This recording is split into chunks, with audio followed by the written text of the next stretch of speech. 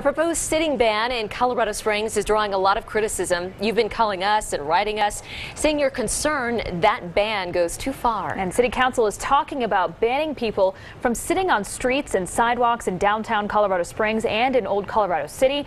As we found out, some are not on board with the idea and say the city could be sued over it.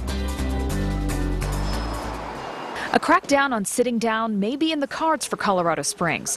While some say it's clearly a way to curb vagrancy in downtown and Old Colorado City, Councilman Keith King says it's not. Not at all. We're not targeting them at all. We are trying to find a way. If you can't walk down a sidewalk and you have to walk around cars and go into the streets, that's not safe. The proposed ordinance says people can only sit on street furniture.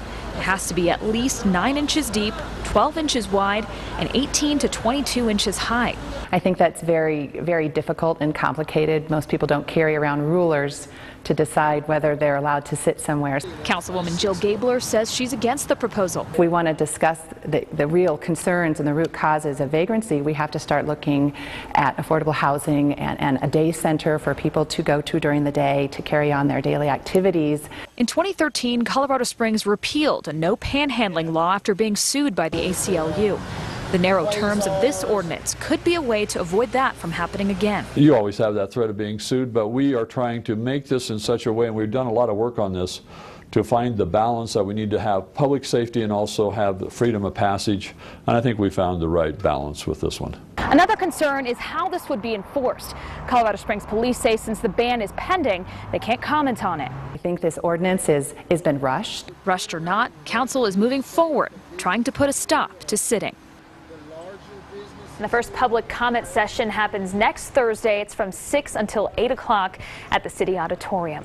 The director of the largest homeless organization in Pueblo is concerned that ordinance may bring homeless people from Colorado Springs to Pueblo.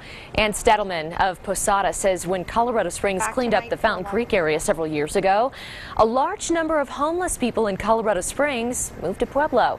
She says as it stands now, Pueblo doesn't have enough housing to care for all of the homeless.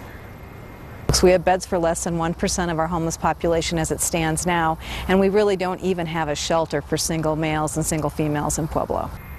Stadelman says similar bans in other communities have drawn lawsuits.